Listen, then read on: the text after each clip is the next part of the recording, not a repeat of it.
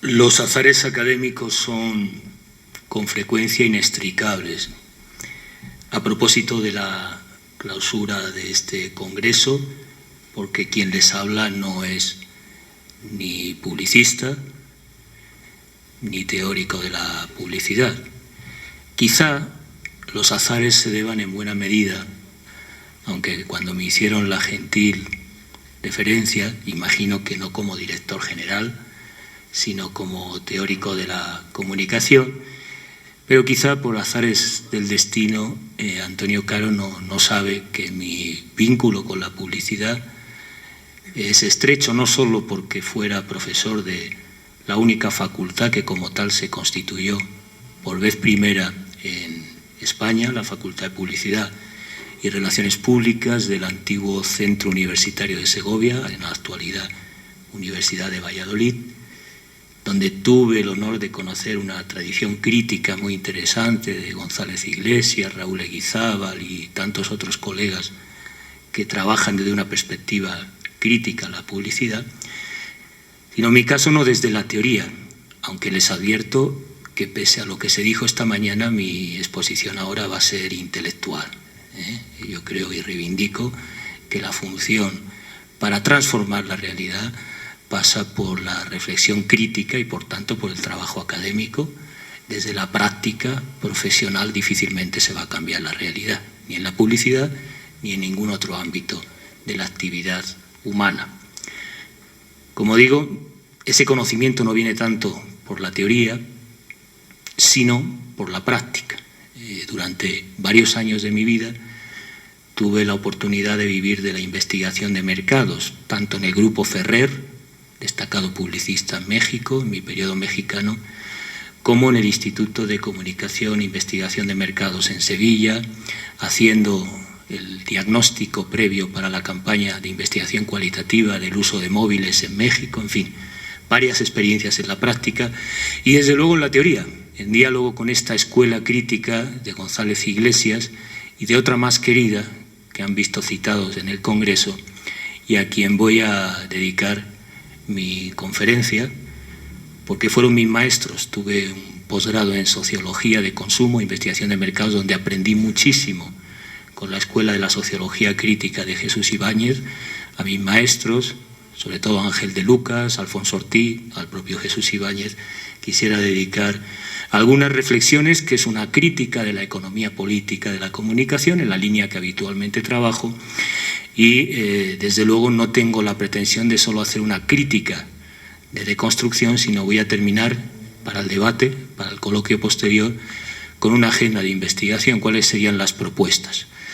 Mi diálogo está en esa línea crítica, no solo con Armand Matelar, con el texto clásico recientemente traducido al castellano en la revista Telos de Raymond Williams sobre la publicidad, que pueden encontrar gratuitamente en la revista de la Fundación Telefónica, sino también con esa escuela crítica de los ya citados González Iglesias, Raúl Eguizábal, la línea de Antonio Caro, que permite otra aproximación, en mi caso, no desde la semiótica, no desde los estudios culturales, sino básicamente desde la economía política de la comunicación. Después de ese diagnóstico concluiré con algunas propuestas para una agenda de la acción, aunque ya me dijeron que la sesión de ayer de clausura para constituir la red ciberoamericana había ideas y compromisos muy concretos. Una de las condiciones de análisis en el que estaremos todos de acuerdo es que la publicidad, como las industrias culturales en su conjunto, es un fenómeno doblemente determinado. Cabe reconocer, a diferencia de otros ámbitos, una lógica claramente marcada por la actividad económica, por la dimensión material, y desde luego como experiencia de mediación, la publicidad debe ser considerada también un factor decisivo en la socialización y construcción de las representaciones culturales, de los imaginarios. La función económica se orienta básicamente a la difusión de los productos, empresas, servicios, agentes económicos en el marco de un escenario de libre competencia que favorece, en términos estructurales, básicamente la orientación y ampliación de la demanda. Me gustó la intervención de Jen porque insistía en un elemento que no viene habitualmente en los manuales de marketing, Marketing no son las técnicas de comunicación de la oferta y la demanda en el mercado, sino básicamente la inducción y orientación, muchas veces de manera artificiosa, de la demanda a partir de los intereses y estrategias de la oferta. Pero los manuales siguen con la ficción teórica sobre lo que representa el marketing. Nos interesa señalar esto porque en los procesos de acumulación de capital podríamos entender esa idea de Baudrillard sobre economía política del signo, sobre el consumidor como fuerza productiva, especialmente hoy, cuando hablamos de economía de la atención y cuando se insiste también en la idea de los prosumidores, esa función constituyente del ciclo de valorización del capital que es estratégico.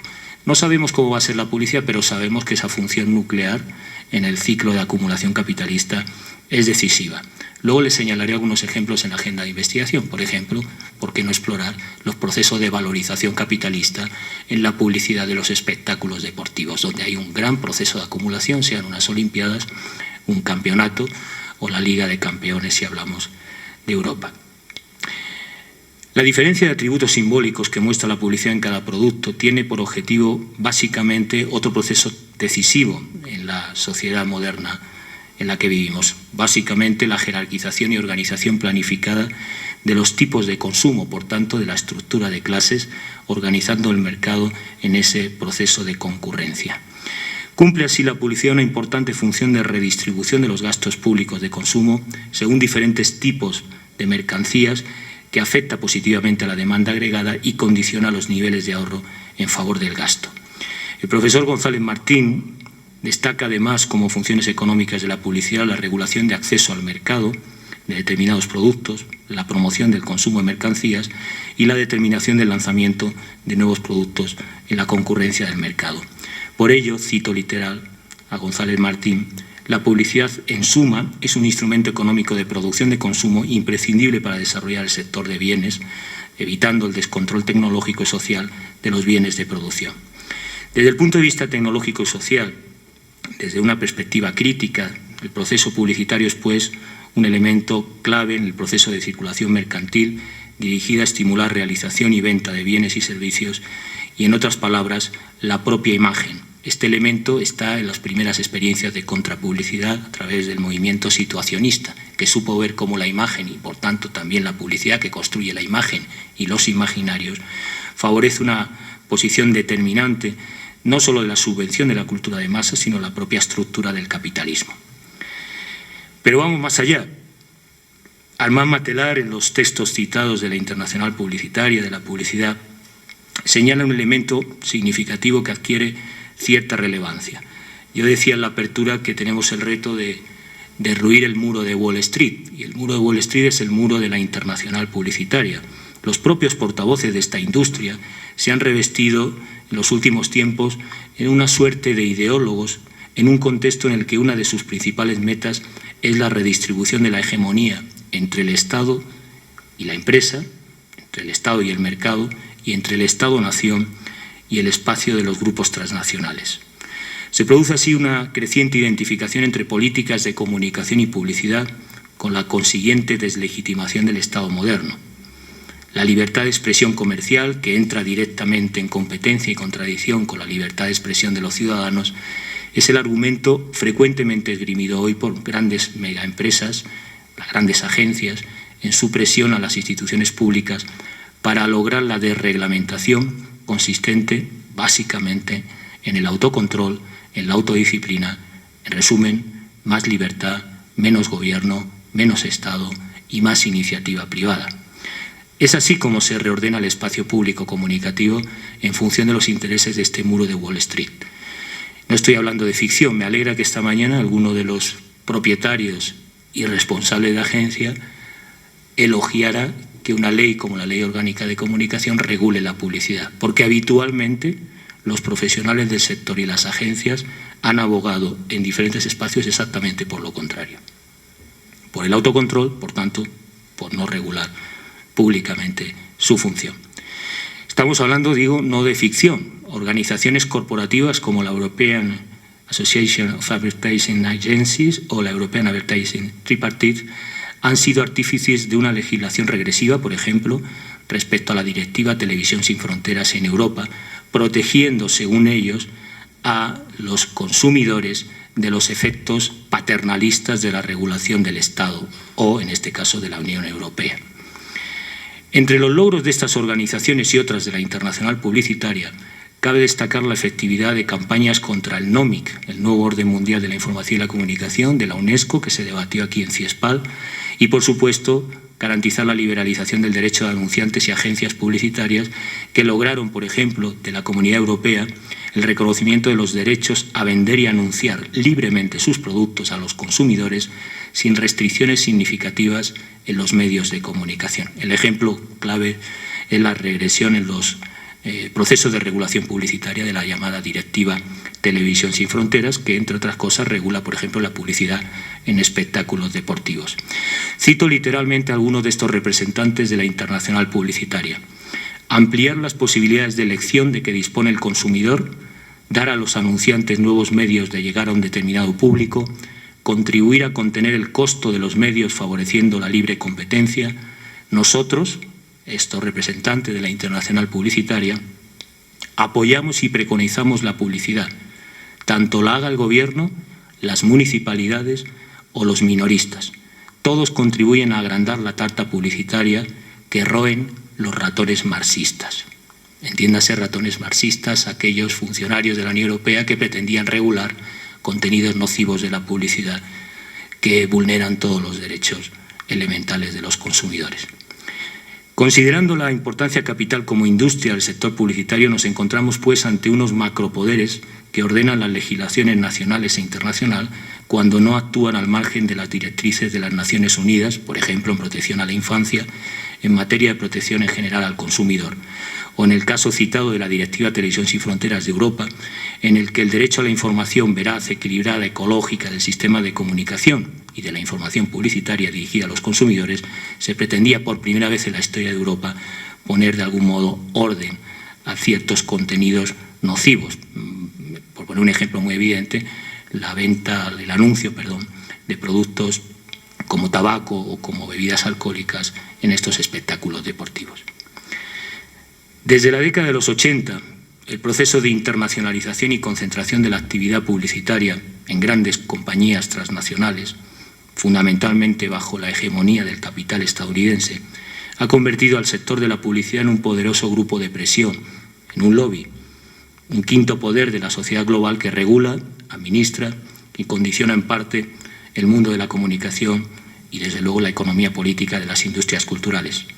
Es verdad que estamos en un proceso de crisis, pero también hay que recordar que procesos de integración regional como el Mercado Único Europeo o el Tratado de Libre Comercio en Norteamérica tienen en la publicidad un factor de unificación esencial que garantiza la eficaz expansión y reproducción de los movimientos de capitales.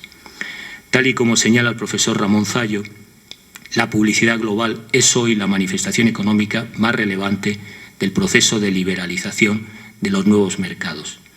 En el marco precisamente de la integración regional, la llamada internacional publicitaria ha experimentado un crecimiento y evolución significativos. Podríamos decir que incluso dentro de las industrias culturales es el sector más concentrado.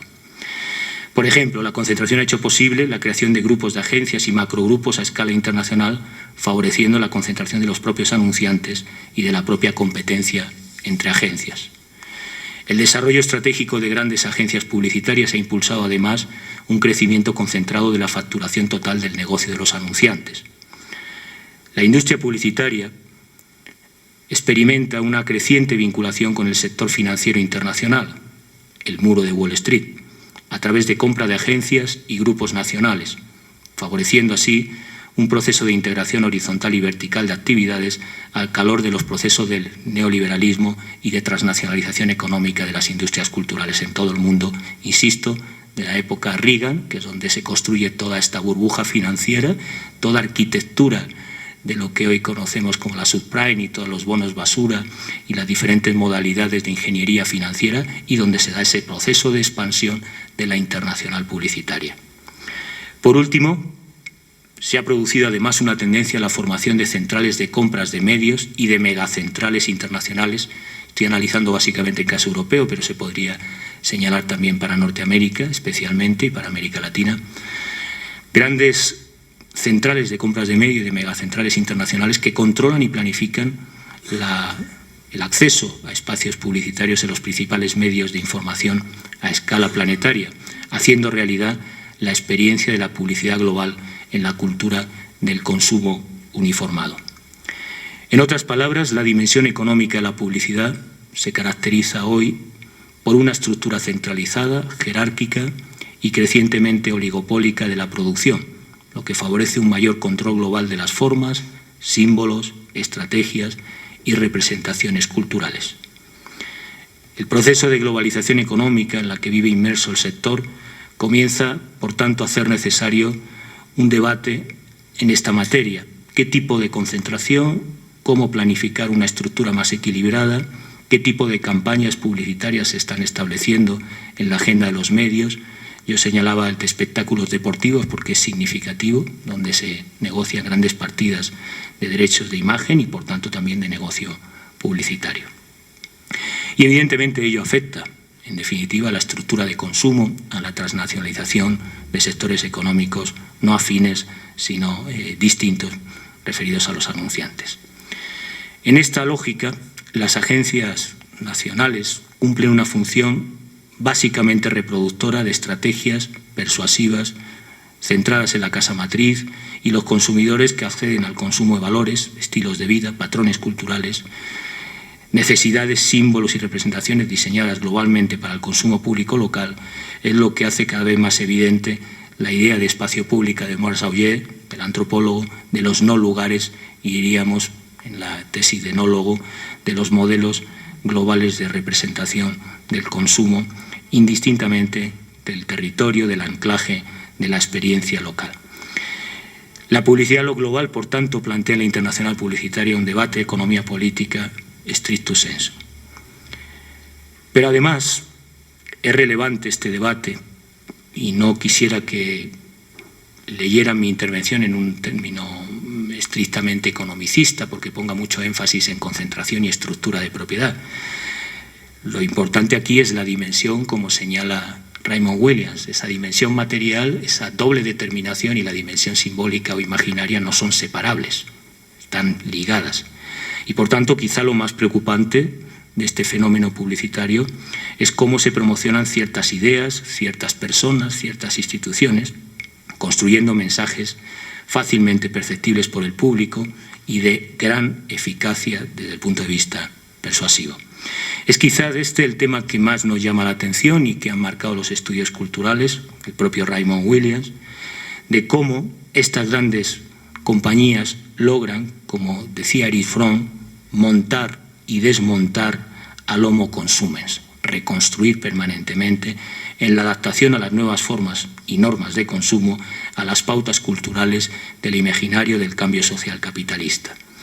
La publicidad como práctica comunicativa media entre el proceso de producción y ese universo simbólico de las prácticas de reproducción social y, por tanto, son significativas no solo desde el punto de vista de la circulación del capital, sino de la construcción de espacio público de las formas de ciudadanía. Por ello decimos que históricamente la publicidad es un instrumento esencial de consumo simbólico.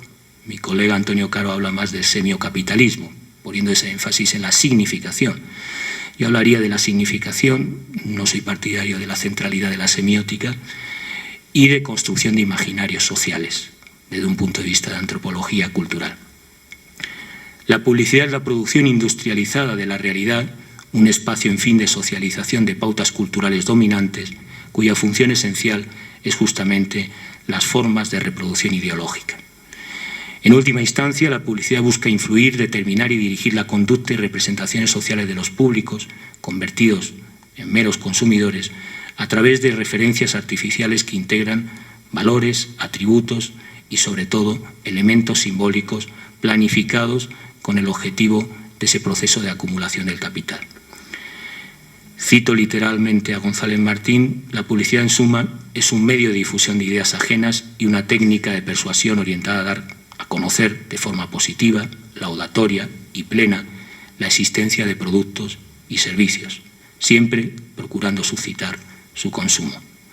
Es esa dimensión cotidiana de construcción de los imaginarios la que nos debe llevar a formular una crítica de la ideología desde el punto de vista de la denominación, de construcción de marcas, de procesos de consumo, de predicación, de imágenes e imaginarios, de construcción de la propia personalidad. Lo que citaba antes con Erich Fromm, el montaje y el desmontaje.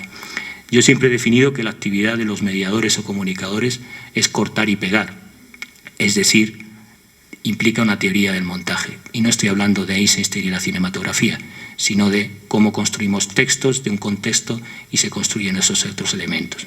En eso consiste la creatividad, y la definición que daban esta mañana era cierta. Básicamente lo que define el acto creativo es la conexión.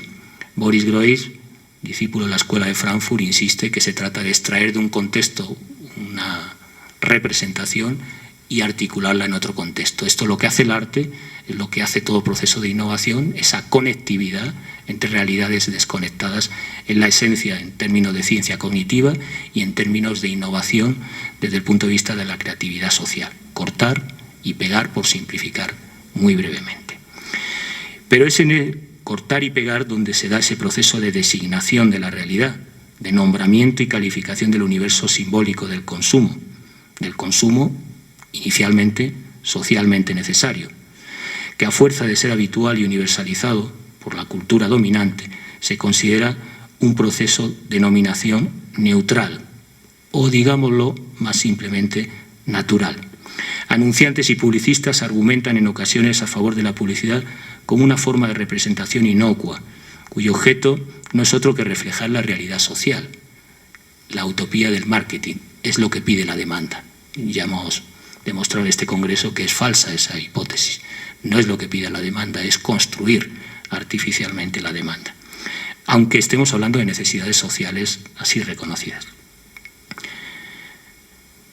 Lejos de representar el mundo, por tanto, la publicidad lo produce, constituye una forma de poder. La publicidad modela, estructura y determina nuestro modo de percepción mediatizando el lenguaje y la propia cultura cotidiana de los ciudadanos. Universaliza una manera y un estilo de comunicación que incluso han estereotipado el discurso público. Me llama la atención que esta mañana se insistía sobremanera que no cubrían campañas políticas. Bueno, voy a hacer alguna referencia de cómo la publicidad, el marketing, en un sentido más amplio, ha determinado el discurso público y el discurso político sobremanera. Como digo, paradójicamente ha transformado en este modelo estereotipado de mediación de la publicidad, ha transformado en público lo privado, privatizando el espacio de comunicación por efecto de la operación mercantil que tiende a cosificar y desde luego a despersonalizar las representaciones simbólicas que nos muestra. Ha sido Jesús Ibáñez quien mejor ha señalado esta dialéctica o paradoja de las marcas y del mercado y de cómo se marcan a los sujetos sujetados. La marca, en efecto, funciona como señuelo que identifica y reclama al consumidor. Se trata, en cierto modo, de una forma de jerarquización y distinción del mercado que estratifica la demanda en un proceso de creciente diferenciación que discrimina y a la vez unifica, de forma paradójica, por medio del consumo social. La marca posiciona e identifica, pues, tanto el producto como a los consumidores, cito aquí la idea de Jesús Ibáñez, desmaterializando el acto de consumo público mediante los atributos simbólicos que integran a los consumidores en el valor de cambio imaginario, a condición, claro está, de dotar de vida y existencia subjetiva, metafóricamente, a los objetos y productos finales de la circulación de capital. La publicidad, dice Ibáñez, opera sobre los consumidores operando sobre los productos. Mediante productos transformados en metáforas, transforma a los consumidores en metonimias. Los consumidores son parte de los objetos de consumo, son cosificados, mientras los productos y bienes de consumo público son subjetivados, adquieren personalidad por efecto del discurso publicitario. La publicidad, en definitiva, desmaterializa idealmente los objetos y productos de consumo hasta el punto de personalizarlos por efecto de la proyección con valores, normas y, sobre todo, estilos de vida normalmente deseados por los consumidores potenciales. El objeto u objetos de consumo igualan de este modo al consumidor en el acto imaginario del consumo publicitario, a la vez que el discurso publicitario personaliza, distingue e individualiza a los receptores. La personificación del producto a través de la publicidad crea así cierto marco estético en el que la experiencia del receptor queda manipulada de forma ilusoria por la proyección del deseo no realizado que anuncia el mensaje. Cito literalmente al autor: el papel de la publicidad es, por tanto, crear objetos personalizados, es decir, predicarlos, crear imagen de marca. Su función de uso decae en favor de su función de intercambio simbólico. Los objetos son ya, a través del discurso publicitario, sinceros, espontáneos, simpáticos, a veces bravos, aventureros u hogareños. González Martín caracteriza en este sentido la sociedad de consumo que crea o recrea el discurso publicitario a través de distintos argumentos retóricos: personalización de objetos y servicios. El principio y el fin de toda actividad económica es el yo individual, es decir, un individuo casi absolutamente cautivado por el hedonismo del consumo. Se hizo una crítica en la intervención de ayer de Jen sobre la cultura hedonista y los escenarios insostenibles de la publicidad. Segundo, la propuesta de un goce inmediato siempre diferido. Les recomiendo aquí la lectura psicoanalítica inevitable de Zizek sobre esta promesa siempre aplazada de realización del goce. Una sociedad muy productiva como la actual precisa un consumo muy planificado y una rotación continua de stock, que ya hemos visto que es insostenible en estos momentos, no por crisis de sobreproducción, sino desde el punto de vista de la propia sostenibilidad del planeta. Producción gracias a la publicidad de necesidades, como si se tratase de crear otra mercancía de cualquier tipo, mercantilización de los modos de vida, utilización del hombre como sujeto de consumo y no como fuerza productiva. El consumo objetualiza a las personas y personaliza los objetos. Hay una reflexión muy interesante que sugiero como lectura para la teoría de la publicidad, que es, ahora que se ha editado por fin la edición original alemana, el libro de los pasajes de Walter Benjamin, porque ahí hay un discurso sobre la publicidad, la construcción de lo urbano, de lo público y los imaginarios de ese sujeto moderno. Creo que interesante en el sentido de reflexionar sobre lo público, característico de la comunicación moderna. Lamento todavía escuchar en facultades de comunicación que la comunicación empieza en las cuevas de Altamira, continúan con el Imperio Romano y ya cuando les da tiempo llegan a la modernidad y se terminó el temario, porque para qué vamos a discutir mucho sobre industria, capitalismo y modernidad. Pues bien, la publicidad, de acuerdo con Walter Benjamin, la imagen, la construcción de lo que llamamos hoy industrias culturales es un fenómeno masivo, urbano y moderno. Lo que no quiere decir que no haya otra comunicación, pero como objeto científico y como problema es un producto de la modernidad. Igual que la publicidad, como la conferencia de apertura señalaba mi colega Antonio Caro. No podemos hablar de publicidad sin fordismo y taylorismo, sin división social del trabajo, sin ese proceso que ilustra en buena medida el libro de los pasajes de Walter Benjamin. Es en este escenario cuando la marca que marcaba el producto y la publicidad que metaforizaba el producto, hoy tiende a condensarlo. Cuando la marca marca al consumidor, la publicidad metonimiza al consumidor y lo desplaza. Su posición y su estado de movimiento, una posición real y un estado de movimiento imaginario, quedan fijados por la publicidad. Por tanto, Ibáñez Dixit, los consumidores son clasificados, ordenados y medidos por las marcas que consumen. Es decir, la publicidad, el discurso publicitario condensa los productos para desplazar a los consumidores. Siempre un desplazamiento imaginario, pero muy potente, porque condiciona los estilos de vida, las formas de reproducción social. Por eso decimos que la publicidad opera en este sentido según la lógica de un simulacro, la realidad destruida, oculta o manipulada. Citaba antes el libro Los pasajes porque hay una reflexión sobre un mito. Matelar ha hablado de muchos mitos en la modernidad, en la historia moderna de la comunicación, pero nunca señaló el mito de la transparencia. Y aquí en la publicidad, en este movimiento, desplazamiento, en esta operación metonímica, lo que siempre se tiende a ocultar es justamente el proceso de producción. Es una de las características de la modernidad y saben que ahora algunos discípulos de la Escuela de Frankfurt hablan mucho sobre la transparencia. Es un mito positivista, es un mito constituyente de la comunicación pública moderna y desde luego de la publicidad. Ver para creer, esta idea de la visibilidad y del espacio público que se construya.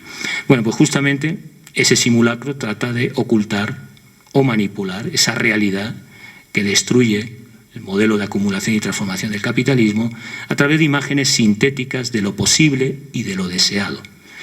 La publicidad, en suma, recrea el mundo, crea una simulación imaginaria del mundo real para que nos recreemos en ella. Diría Cissé, y esta ficción dura lo que dura el relato de la propia ficción, como en el videojuego. El efecto placebo. El lenguaje conativo y la representación imaginaria de la realidad busca en el anuncio borrar la distinción entre emisor y receptor por medio de la ocultación de los límites entre texto y realidad. El secreto de la publicidad es pues el intercambio de un hecho, el deseo de placer por el consumo, por un dicho, la realización del deseo en el acto de consumo de la propia publicidad. Por ello, el discurso de la publicidad es una reivindicación posmoderna del hedonismo y del culto al cuerpo, aquí y ahora, entendido como la realización momentánea, episódica, puntual, de la proyección del deseo en el acto casi voyerista de la mirada, del consumo de la publicidad, lo que hoy se llama economía de la atención, y su mundo real maravilloso. Más aún, la publicidad es una forma de sueño electrónico y de idealismo comunicacional. No promociona productos, sino placeres, y no precisamente placeres materializables, sino más bien de goce estético o imaginario. Esta dimensión quizá en el Congreso se ha abordado menos, no he podido asistir a los grupos de trabajo, pero esa dimensión estética, creo, lo señalaré al final en mi intervención, es un elemento importante, porque hoy la estética y la política, desde un punto de vista no solo del arte público, sino del debate sobre la forma cultural, es un elemento importante, central, no es banal, no es secundario. La forma del discurso publicitario, la forma de la publicidad, es un elemento importante. Hay un goce estético innegable y que es real, aunque su proyección, en términos de liberación del individuo, es siempre un desplazamiento en el plano de lo imaginario, si hiciéramos una lectura psicoanalítica. La publicidad, por tanto, explota las necesidades y deseos del consumidor para revestir determinados productos y servicios de proyecciones de cierta validez o por lo menos que alimenten el ciclo de exposición de los consumidores a nuevos discursos y propuestas enunciativas. Los productos son significantes, que la publicidad llena de significado, lo sabemos. Desde un punto de vista semiótico podríamos hacer una reconstrucción de esas operaciones en el plano del discursivo, del modo en el que se equipara el valor de uso y la capacidad significante de los productos desde el punto de vista del valor de cambio, es decir, de su realización mercantil. Sabemos que en el discurso publicitario la belleza, la eterna juventud, el éxito, la clase, el placer, la armonía de la naturaleza y el mundo, entre otros muchos valores, son puestos en escena por la publicidad para vender un universo simbólico irreal, destruido, inexistente. Todo vale para el logro de este proceso de análisis y síntesis comunicacional. La proyección de los deseos y aspiraciones más profundas, las sugerencias de éxito y virilidad, el encanto del sexo, la invitación a la aventura, la fabulación de mundos y universos imaginarios, etcétera, etcétera. Lo importante de este proceso es cómo se construye un lenguaje. Ahora que discutimos algunos desde una lectura, algunos la califican postmarxista, otros neomarxistas, cuando discutimos del capitalismo cognitivo, de la economía de la atención, ¿qué función tiene ese acto de consumo del discurso publicitario? Es decir, ¿qué papel tiene el lenguaje en este proceso de mediación del discurso publicitario en la construcción de las lógicas sociales? Si estamos de acuerdo con el profesor Eguizábal en la idea de que la publicidad, con su proliferación de imágenes, de mensajes contradictorios, de excesos, si hablamos de América Latina, yo diría que neobarrocos, de informaciones banales que se solapan y anulan, y cómo esto contribuye al proceso de atomización social, estaremos de acuerdo en que esta construcción de una subjetividad alienada o cosificada requiere una deconstrucción no solo en el plano del contenido, de la sustancia, sino también de la forma cultural, es decir, de la estética y de la narrativa del discurso publicitario. Por muchos años, los estudiosos de comunicación, desde Abraham Olds hasta nuestros días, han insistido mucho en la dimensión rupturista y discontinua del lenguaje publicitario frente a cierta lógica secuencial y racionalizadora del discurso ilustrado. Se dan paradojas en América Latina como el caso Plaza Sésamo. ¿Recuerdan la serie de televisión educativa infantil? Bueno, todos celebraron que por primera vez en las políticas educativas y en los estados del sur de América Latina hubiera una televisión no violenta, no alienante y educativa. Pocos saben que Plaza Sésamo se hizo imitando el discurso publicitario y que de hecho esa lógica de lo que Molls denomina cultura mosaico, fragmentaria, discontinua, todo lo contrario al modelo de socialización de aprendizaje de la escuela, el que se impuso en esos modelos de éxito de televisión educativa. Es decir, un discurso publicitario como un discurso fragmentario, atomizado, disperso, discontinuo, ha marcado un modo de hacer comunicación. Es decir, la forma del discurso publicitario ha trascendido al hecho en sí de la publicidad. Y este es un elemento que nos debe llamar la atención, porque no se da solo en la televisión educativa, estamos hablando de los 70, de una serie que se mundializó, la primera serie global de televisión educativa que adquirió el discurso publicitario, hecho con psicólogos y expertos en campañas para ver la efectividad. ¿Cuál era el objetivo? Economía de la atención, retener al niño ante la pantalla y lograr el efecto, cambiar la conducta y reproducir a través de la repetición el aprendizaje infantil. Modelo de Skinner, ¿no?, el director de la escuela de Bart Simpson, modelo conductista, en el que seguimos como modelo dominante. Pero hay que señalar esto porque la forma publicitaria también está afectando a otros campos de la comunicación, el arte público, sin ir más lejos, y otras manifestaciones culturales que habrá que analizar y discutir como discurso en qué sentido ha cambiado nuestro modo de pensar la comunicación, de imaginar la comunicación. Es decir, esto va más allá del propio campo publicitario. Dicho sea de paso, y lamento discrepar con mis colegas, no veo pertinente una ciencia publicitaria como no veo pertinente una ciencia del periodismo.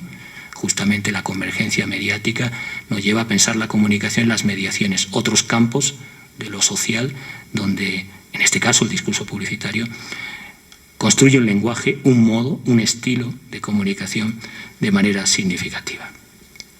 Aquí quisiera rescatar un elemento que pone en valor Ibáñez y que es importante. Hablaba de la importancia del imaginario y de la dimensión simbólica. Para mí es el campo de disputa del sentido cuando hablamos de publicidad de una perspectiva crítica. Dice Ibáñez, el anuncio renuncia a informar al consumidor para dar forma al universo simbólico del consumo y del entorno social. Como explica el autor, cito literalmente, los anuncios señalaban antes en una dimensión referencial a los productos, a un objeto real idealizado, pero la idealización era una ornamentación del objeto real. Hoy no es así. Ahora la publicidad no habla de los objetos hablan de sí mismos, se exhiben y la publicidad los simula. Los objetos se transforman en símbolos y aquí retoma la etimología del concepto de símbolo, symbalein, lanzar juntos. No sé quién en sus exposiciones insistió, frente a la religión o frente a la educación, lo que nos constituye como sujetos y ciudadanos es la publicidad. En ese estar juntos, en ese symbalein, el lanzar juntos es lo que une lo que estaba separado. Lo que está separado normalmente por las relaciones de producción capitalista, nos une en el discurso publicitario, uniendo a los objetos entre sí y al sujeto con los objetos referenciales de la mediación mercantil.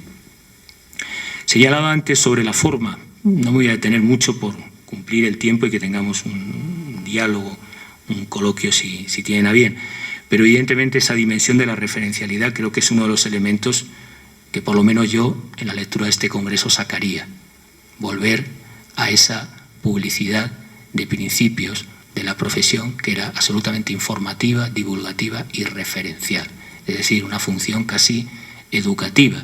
En buena medida algo hace en esa dirección la publicidad social, pero es interesante porque la pérdida de referencialidad del discurso publicitario es un proceso que permite que el anunciante logre cierto efecto estético de integración imaginaria del sujeto que a veces, evidentemente, lleva a una promesa no realizada y, por tanto, a un proceso en el sentido etimológico de enajenación, de alienación cosificante. Ese proceso de la forma, de la significación y de la referencialidad es importante para señalar justamente que en muchas de las reflexiones actuales contemporáneas se insiste en ese debate de las funciones lingüísticas de Jacobson frente a la función conativa, apelativa, frente a la captación de la mirada del receptor, esa dimensión más referencial, más pragmática, más orientada justamente a los elementos materiales, vivos, reales, para cuestionar ese discurso, la transparencia implícito en la racionalidad formal del discurso publicitario. No me voy a detener en ese punto, si luego las actas tienen interés, estará el texto publicado para no hacer un desglose sobre los diferentes elementos formales del discurso publicitario. Para justificar esta idea, yo creo que muy pertinente, de alguien que conocía bien la investigación de mercados, que hizo los primeros estudios de audiencia en el caso de España, estoy hablando de Jesús Ibáñez, y que además supo hacer esa lectura lingüística de las operaciones del discurso lingüístico como un proceso de alienación en todos los sentidos, ¿no? Sí señalar algún elemento que estaba en el debate y que me gustaría apuntar. Hablé antes de la importancia del discurso público, de esa idea del anuncio, la publicidad en la construcción del urbano, que está en Benjamin en el libro Los pasajes, y ha habido una crítica que quizá se ha entendido mal. Cuando se hace una crítica a la ideología del discurso publicitario, se parte de la idea de negar cualquier lógica de persuasión. Yo no estoy muy de acuerdo. Es verdad que la historia de la comunicación moderna, el desarrollo histórico de los medios, de las propias ciencias de la comunicación y de las técnicas de mediación, en el proceso moderno ha estado indisolublemente unido al desarrollo de las formas de producción económica y a la necesidad de persuadir, sea por la propaganda bélica, las primeras formulaciones de la teoría de la comunicación, o, en este caso, por la necesidad de vender la producción, hablábamos antes de las fábricas Ford, la producción masiva y en serie hacia los consumidores. Bueno, esta es una lectura creo que muy pobre.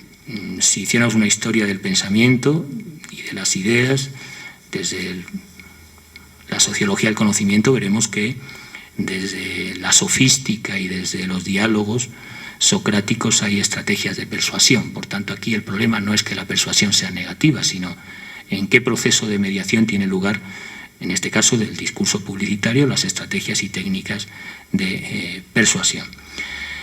La persuasión, entendida como intención consciente de modificar un pensamiento, un comportamiento, una acción, manipulando los móviles de los hombres hacia fines predeterminados, ha estado siempre asociada con una visión del control público, la recepción y de la manipulación informativa muy negativa, muy peyorativa, y que habría que discutir. Primero porque está asociado a los modelos psicosociales, básicamente conductistas, y segundo porque en efecto tienen que ver con una tradición que es lo que algunos denominamos la comunicación como dominio, es decir, la planificación científica de las modificaciones de la conducta, en una frase célebre de la escuela crítica de los estudios culturales, Stuart Hall, que señalaba en su crítica justamente la esencia de este modelo de persuasión conductista, planificado, científico, que arranca con la revolución científico-técnica, con el fordismo-taylorismo. Cito literalmente a Stuart Hall: para que toda forma de dominación sea eficaz, debe mantener oculto el hecho mismo de la dominación. Esas operaciones metafóricas y metonímicas que hacía mención con la crítica de Jesús Ibáñez tiene que ver con esta predisposición, y era la preocupación de Walter Benjamin. ¿Por qué no aparecen, o por qué en los pasajes comerciales siempre aparece esta dimensión iluminista, de luz, esta filosofía de la transparencia, de luz y taquígrafos, justamente ocultando la dimensión de la producción, lo que está detrás de los escaparates, ¿no? Hubo una exposición maravillosa sobre la obra de Benjamin en el Círculo de Bellas Artes de Madrid. Tienen publicado el libro, y les sugiero ese libro, no solo porque vengan los textos y cartas originales de Walter Benjamin, sino porque hay un montaje audiovisual sobre esta idea de la publicidad, el consumo y la ocultación de los dispositivos de producción. Esto es un elemento característico. Sucedería igual con la persuasión. El problema no es tanto la persuasión en sí, sino la voluntad, como critica Stuart Hall, de ocultar los dispositivos de persuasión con el fin, evidentemente, de controlar. Tienen todas las leyes de la propaganda mecanicista que estudió magistralmente Domenech sobre la ley de simplicidad, que recomienda la organización de mensajes primarios, de símbolos e imágenes fácilmente decodificables, la ley de la simpatía, de la síntesis, de la sorpresa, de la repetición, de la saturación y desgaste, de la dosificación, de la ley de unidad de orquestación. No lo voy a desarrollar, pero están presentes como normas de planificación de ese tipo de cultura que arranca con el primer tercio del siglo XX, que es donde se construye profesionalmente la industria publicitaria y que da forma a un modelo que hay que recordar. Construyó la industria de radiodifusión y definió cómo conocemos hoy día la industria cultural. Ese modelo fordista y taylorista está marcando algo que no citaba mi colega Antonio Caro, pero me gustaría rescatar. Señalaba Antonio Gramsci, lo esencial de la transformación fordista y taylorista es que genera una revolución cultural. Lo que estaba explicando Antonio Gramsci es que la transformación fordista y la taylorista no es una revolución económica, es fundamentalmente una transformación de los modos de vida, de las relaciones salariales, de la estructura familiar, hasta de la propia sexualidad. Todos los planos de la existencia fueron alterados. Es lo que él llama la revolución pasiva o la revolución americana. Y es ahí donde surge la industria publicitaria.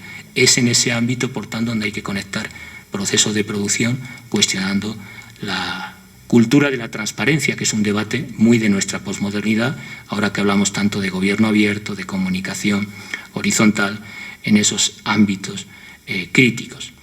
El profesor Daniel Prieto Castillo ha insistido justamente mucho en estos elementos, cómo deconstruir la formación social de los mensajes publicitarios, cómo estudiar al polo emisor y sus dimensiones ideológico-políticas, qué estructura formal de los mensajes en esa tradición estructuralista pueden ser deconstruidos para entender la lógica enunciativa, cuál es la ecología dominante de los mensajes desde el punto de vista de las clases sociales o identitarias.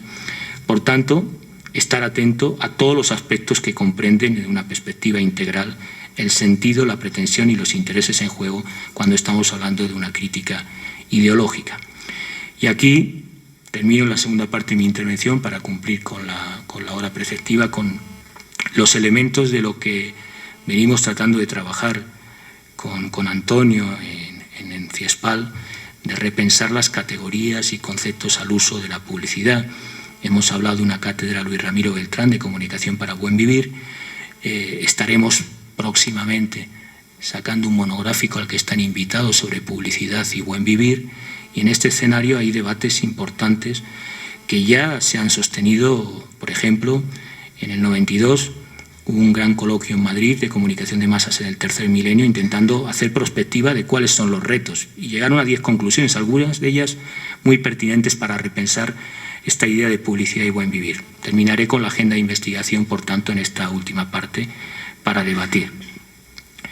Primer reto que señalaban los expertos en comunicación para el tercer milenio. Dado el carácter crítico de la relación entre medios y sistemas políticos, es preciso repensar para el nuevo milenio, desde el ámbito de la comunicación, en este caso específicamente de la publicidad, qué valores democráticos, qué diálogo público, qué tipo de ciudadanía se está construyendo a través del discurso publicitario.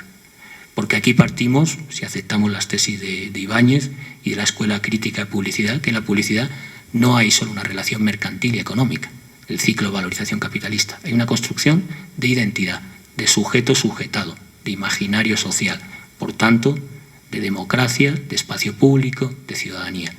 ¿Qué tipo de ciudadanía? Un poco a lo largo del Congreso ha estado presente esta idea. ¿Qué tipo de publicidad para qué tipo de sociedad? Segundo, el ámbito tradicional de las libertades en democracia, que siempre ha dependido de la concepción de lo público y de las ideas de democracia y ciudadanía, hoy se están diluyendo en beneficio de un concepto alienante y empobrecedor a través de los procesos de reproducción ampliada del consumo. En otras palabras, habría que discutir aquí cierta tendencia a lo que algunos sociólogos llaman individualismo posesivo, que fomenta ese discurso publicitario. Yo concuerdo con algunos de los intervinientes en el Congreso, no es sostenible ese discurso y esa práctica publicitaria.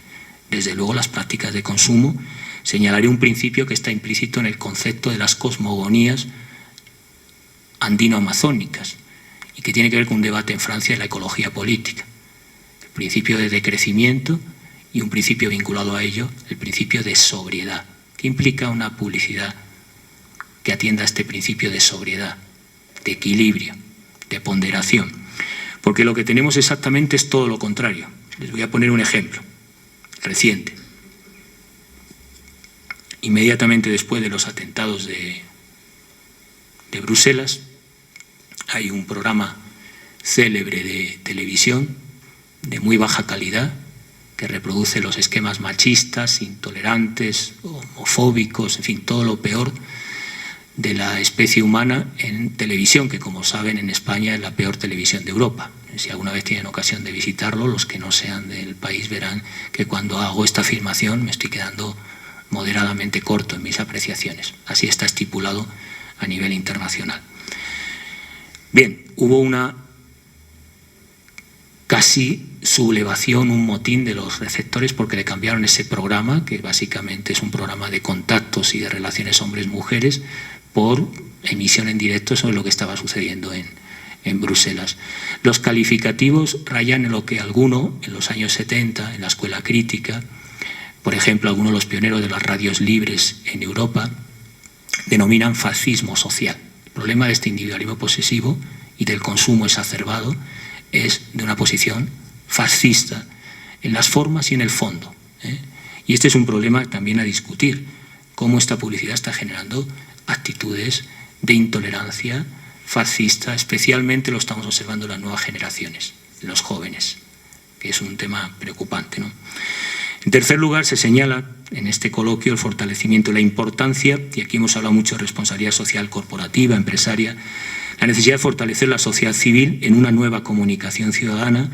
Es un poco la labor que ha venido desarrollando en las últimas décadas la publicidad social, que fomenta la inteligencia, la soberanía, el poder de autodeterminación del público, la comunalidad como espacio de convivencia, de sujetos capaces de construir, desarrollar creativamente, transformar la realidad, construir conjuntamente ecologías de vida.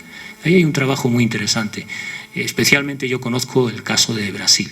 Brasil, cuando hablamos de relaciones públicas y publicidad, afortunadamente no piensa en la dimensión empresarial corporativa de las grandes multinacionales. Están trabajando, por ejemplo, en movimientos de protesta, el MST, Movimiento Sin Tierra, cómo hacer relaciones públicas y publicidad con movimientos sociales. Es posible. Bueno, fortalecer la sociedad civil puede ser una labor poco explorada, está la publicidad social, pero poco explorada por la teoría y la praxis a este nivel. En cuarto lugar, ante el proceso de liberalización privativa de las comunicaciones y de la crisis irreversible del sistema de las industrias culturales, que ha afectado, por ejemplo, en el caso de Europa, a los medios públicos, sería necesario reconocer la necesidad de construir medios participados por la ciudadanía. Yo conozco pocas experiencias de agencias publicitarias construidas con participación de estudiantes, de sociedad civil, pero la participación creo que es un elemento importante. Esta mañana se insistía, el papel del rol del receptor o destinatario, que no sea el del mero consumidor pasivo de estas estrategias persuasivas. Bueno, cómo construir modelos participativos. Y de los 10 elementos que a mí me parecen más interesantes, destaco uno más para ir terminando, que es el rol de los intermediarios, en este caso de los profesionales de la publicidad. Cómo construir una nueva identidad, un tipo de formación distinta, una especialización diferente y sobre todo unas prácticas y rutinas productivas adecuadas a un nuevo tiempo y a una nueva cultura emergente. Lo que tenemos es todo lo contrario. Esta mañana se eludía el papel de los publicistas en las campañas políticas, pero ahora que vamos a iniciar campañas electorales, lo que estamos observando es el dominio angloamericano, el modelo de teledemocracia, la influencia del discurso de marketing y publicidad angloamericana en las coberturas de campañas electorales en los países del sur.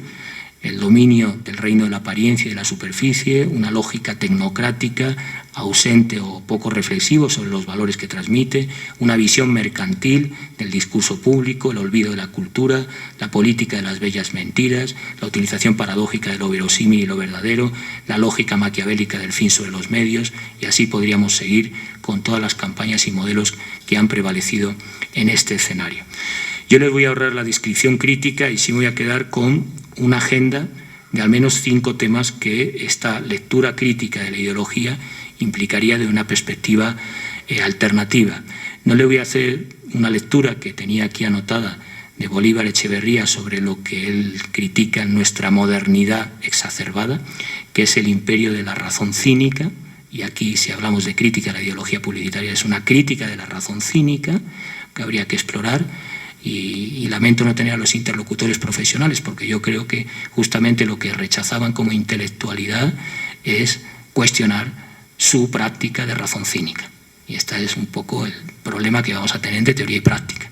Si lo que decimos es lo que hacemos y, por tanto, la coherencia, que se puede reclamar también a la academia.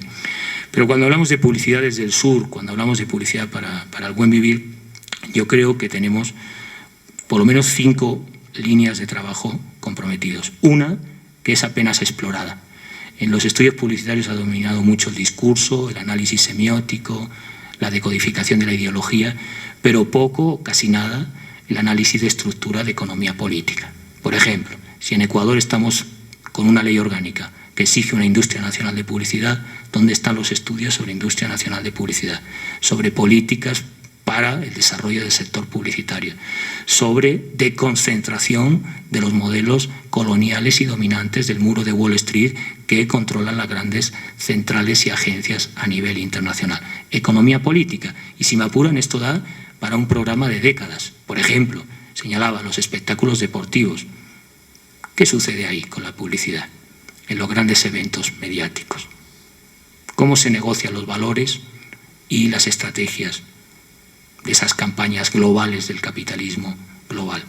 La economía política de la comunicación, desde luego, no es el punto central para transformar el discurso y la praxis publicitaria, pero es necesario y está siendo marginado por una visión, digamos, culturalista, o que entiende la ideología solo como un elemento que está presente en el texto o en el discurso publicitario, no en el sistema estructural que gobierna el mercado de la industria publicitaria.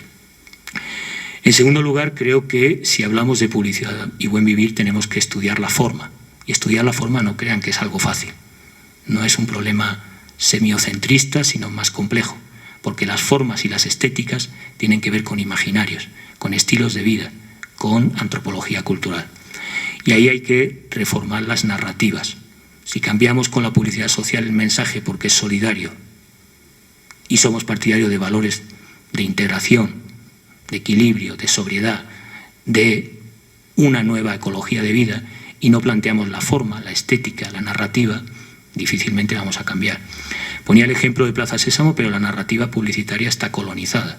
Y la narrativa publicitaria, el modo de hacer y producir, sería muy discutible y habría que explorar otras formas, otras narrativas y otros discursos. Yo planteaba como una provocación, ¿por qué no volver, en lugar del discurso y la función lingüística conativa, fática, volver al discurso referencial, pedagógico, ilustrativo en la publicidad, o experimentar otras narrativas con otras temporalidades? Porque sí les adelanto una cosa, el tiempo-espacio de la comunicación del prosumidor ha cambiado. La narrativa publicitaria, poco o nada. No está trabajando con los cronotopos del prosumidor, está con otra lógica, y ahí pues hay que cambiar. Esta mañana se hablaba mucho de los formatos, yo creo que es importante, no es menor, es una cuestión sustancial. Vinculado a ello, en tercer lugar, el rol de los profesionales, y aquí con una dimensión vinculada a las rutinas productivas. Me hacía gracia la explicación de los profesionales esta mañana. Bueno, es que en la universidad no entienden los departamentos, entonces no. Entonces se hizo una justificación, a mi modo de ver, injustificable, del intrusismo profesional. Es decir, de que, bueno, tener un título, pues ¿para qué? Da igual, no importa. Lo importante es saber la publicidad. Bueno, claro, esto hace décadas, pues es aceptable, era aceptable. Hoy día que hay facultades, estudios, grados, posgrados, investigación, no es aceptable. Ni en publicidad, ni en periodismo, ni en ninguna otra carrera. Esto no se plantearía en salud ni en derecho. Bueno, usted entra en un bufete de abogados y ya hará un pleito. No es aceptable. Esto indica que estamos ante un sector cuya edad media es joven, como sucede en el periodismo, porque la precariedad es absoluta en buena medida. Es una alta precariedad. Y eso tiene que ver también con titulación y con dignidad profesional. Ese es un debate que no voy a plantear, pero lo que señalaría aquí, ¿qué tipo de profesional, qué tipo de rutinas productivas, qué tipo de organización del trabajo en un sistema que hace aguas. La crisis es generalizada a las industrias culturales, la publicitaria también. Yo creo que en eso estamos todos de acuerdo. Por tanto, ¿qué profesional, qué modelo de organización y qué rutinas productivas? Hay que empezar a explorar. Y aquí estamos hablando de teoría normativa. ¿Qué deber ser? ¿Qué modo distinto? Porque es posible organizar de manera distinta la actividad publicitaria a la que conocemos realmente. Por eso es un reto. Complementario a ello, en cuarto lugar, señalaría evidentemente el papel de la investigación. Hemos acordado en este Congreso que hay poca investigación, que hay muchos retos por investigar. Bueno, ¿qué papel tiene la investigación y la academia, las facultades, en asumir esta transformación, en buscar nuevos roles, esta idea de publicidad del sur para el buen vivir, con otras narrativas, con otros modelos conceptuales, con otra teoría? Y lamento ser muy intelectual, pero si no hay una conceptualización teórica, lo más normal es que se repliquen las prácticas. La vía empírica se imponga sobre la imaginación sociológica o comunicológica de otros modelos conceptuales. Por tanto, este tema de la academia, para mí como académico, es central, quizá no para el sector profesional, pero yo creo que esa brecha que hay que romper pasaría porque marquemos agendas y de algún modo la academia escuche la práctica profesional, pero la práctica profesional escuche activamente también las formulaciones teóricas que a este nivel habrían que plantear. Y por último, yo estoy en contra, como se propuso esta mañana, de que vieran estar aquí los anunciantes. Siento decirlo, y quizá voy a decepcionar a alguno de los presentes, pero aquí los anunciantes no pintan nada. No nos interesa, no a los académicos. Yo creo que a los publicistas no le debería interesar los anunciantes, porque de acuerdo a esa lógica, quien paga manda, por tanto, seguiremos repitiendo lo que digan gente que no sabe de publicidad y que probablemente no sepan de los procesos sociales más amplios. Si entendemos que el fenómeno publicitario es algo tan serio e importante que necesita investigación y una mirada más allá de la propia actividad publicitaria, desde luego los que menos deben opinar son los anunciantes. Yo hablaría ahí de poderes públicos, hablaría de la sociedad civil organizada, de abrir esa interlocución al papel de la publicidad en otros escenarios y en otras prácticas que creo que se están impulsando. Ha habido momentos de flujo y reflujo. En el momento de los 60, al calor del movimiento situacionista, del Mayo francés, hubo un movimiento muy interesante de jugar, de invertir, de transgredir los códigos publicitarios.